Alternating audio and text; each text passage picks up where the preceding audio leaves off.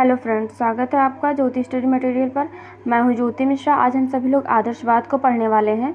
आदर्शवाद का अर्थ समझेंगे, आदर्शवाद की परिभाषाओं को समझेंगे और आदर्शवाद के मूलभूत सिद्धांत को जानेंगे। तो चलिए शुरू करते हैं। यह विचारधारा ब्रह्मांड को ईश्वर द्वारा निर्मित मानती है।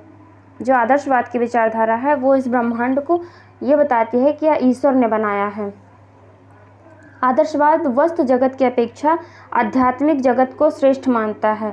यह ईश्वर को अंतिम सत्य और आत्मा को अंतिम सत्य मानते हैं। इन्होंने सबसे ज़्यादा मान्यता ईश्वर को दी है और या आत्मा को दिया है। इसके प्रमुख जो दार्शनिक हैं वो है सुकरात, प्लेटो, बर्कले, हीगल, कांट एवं फिक्टे।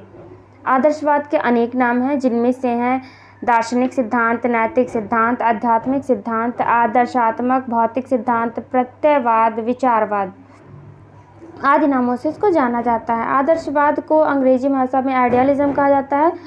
आइडियलिज्म दो शब्दों से मिलकर के बना है, आइडिया और दूसरा है इज्म।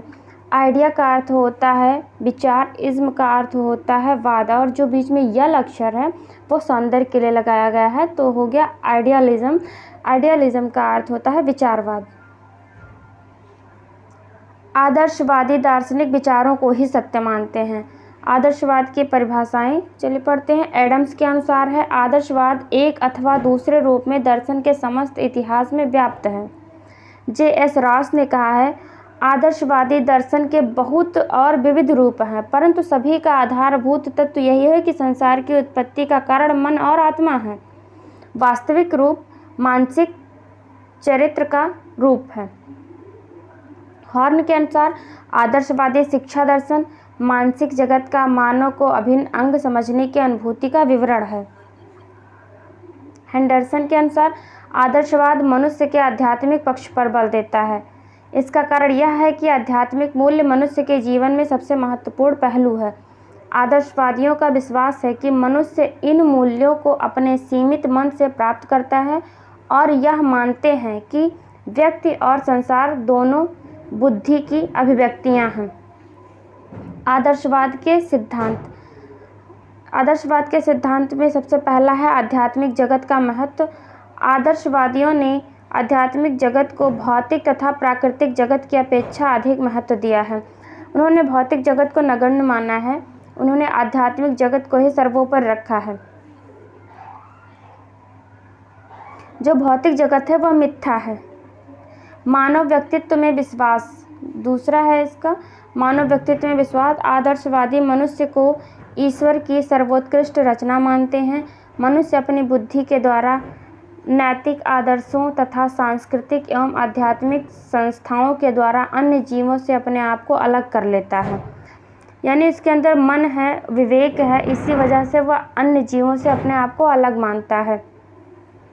अनेकता में एकता। आदर्शवाद अनेकता में एकता के सिद्धांत को मानता है। उनके अनुसार समस्त प्रकृति में एक ही चेतन तत्व विद्यमान है। इस चेतन तत्व को ईश्वर के नाम से जाना जाता है। आध्यात्मिक मूल्यों में विश्वास। आदर्शवादी आध्यात्मिक मूल्य सत्यम, शिवम एवं सुंदरम को शाश्वत एवं सर्वव्यापी मानते हैं। सत्यम का अर्थ होता है सत्य, शिवम का मंत्र, शिव का अर्थ होता है जो सत्य है वही शिव है और जो शिव है वही सुंदर है। उनके अनुसार जीवन का परम लक्ष्य इन आध्यात्मिक मूल्यों को प्राप्त करना है, तभी ईश्वर की प्राप्ति भी संभव है। पांचवा है नियामक व सामाजिक विज्ञानों पर बल। आदर्शवादियों ने नियामक व सामाजिक विज्ञानों के अध्ययन पर विशेष बल दिया है। नियामक विज्ञान के अंतर्गत तर्कशास्त्र, नीतिशास्त्र व सौंदर्य शास्त्र आदि आते हैं। नियामक विज्ञान के अंतर्गत तर्कशास्त्र, नीतिशास्त्र व सौंदर्य शास्त्र आदि आते हैं। आदर्शवाद के गुण एवं दोष ये सब हम अगली वीडियो में पढ़ेंगे। आज के लिए इतना ही। अभी मैं दूसरा पार्ट भी बनाऊंगी, वैसे बहुत ज़्यादा लंबी हो जाएगी इसीलिए।